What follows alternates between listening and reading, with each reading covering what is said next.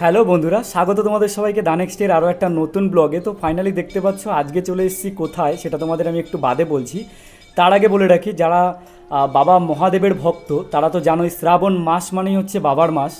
আর বাবার মাসে বিভিন্ন জায়গায় আজকে বাবার মাথায় জল ঢালার একটা আলাদাই একটা অনুভূতি। তো সেরকমই আজকে একটা জায়গায় এসেছি যেখানে শুধু বাবার মন্দির না, আজকে বেশ কিছু জায়গা তোমাদের ঘুরে দেখাবো এবং তার সাথে সাথে কিন্তু ঐতিহ্যপূর্ণ জায়গাও তোমাদের সামনে তুলে ধরবো। তো দেখতে পাচ্ছ আমি এখন যেখানে আছি সেখানে অলরেডি শ্রাবণ মাস উপলক্ষে বাবার মাথায় জল ঢালা চলছে। আর তোমাদের দেখাই আশেপাশে আরও বেশ কিছুটা জায়গা। দেখো এই যে একটা পুরো বাবার ওখানে নিয়ে যাওয়ার জন্য বাগ বানিয়েছে, দেখতে পাচ্ছ। এটা বড় মায়ের মূর্তি রয়েছে, বড় মার মন্দিরের ওখানে, হয়তো নৈহাটি থেকে তারা এসছে। এবং তারা যেখান থেকে জল তুলবে সেটা আর কোথাও না, সেটা হচ্ছে রানী রাসমণির ঘাট। এই রানী রাসমণির ঘাট নিয়ে বহু ইতিহাস আছে এবং রানী রাসমণির ঘাটের সামনেই এবং রানী রাসমণি মন্দিরের ঠিক সামনেই এই বাবা মহাদেবের ঠিক মন্দিরটা অবস্থিত। দেখতে পাচ্ছ এই সামনেই রয়েছে রানী রাসমণি ঘাট। আর তার সাথে সাথে তোমাদের এখন দেখাবো, এইটা হচ্ছে রানী রাসমণি মন্দির, যেটা দক্ষিণেশ্বরের আদলে মন্দিরটা গড়ে তোলা হয়েছে।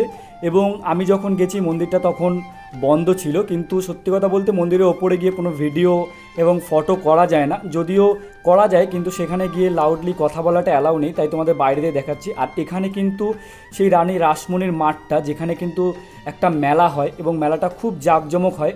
তো দেখতে পাচ্ছ এই দক্ষিণেশ্বরের আদলে গড়ে তুলেছে এই মন্দির এবং মন্দিরের পাশেই রয়েছে শ্রী রামকৃষ্ণদেবের মূর্তি এবং সেখানে তার পাশেই রয়েছে রানী রাসমণির মন্দির এবং এর সংলগ্নই রয়েছে কিন্তু রানী রাসমণি ঘাট, যেখানে কিন্তু এখন জলোচ্ছ্বাস একদম উপচে পড়ছে। দেখতে পাচ্ছ আমি ফার্স্ট টাইম রানী রাসমণির ঘাটে এত পরিমাণে জলোচ্ছ্বাস দেখতে পাচ্ছি যে পুরো পাড়ে জল চলে এসছে, কারণ অলরেডি জোয়ারের সময় চলছে এবং দুদিন ধরে যা প্রাকৃতিক দুর্যোগ, বন্যার মতো পরিস্থিতি তৈরি হয়ে গেছে। তো সেই দিক থেকে কিন্তু রানী রাসমণির ঘাটে প্রচুর পরিমাণে জল উঠে এসছে।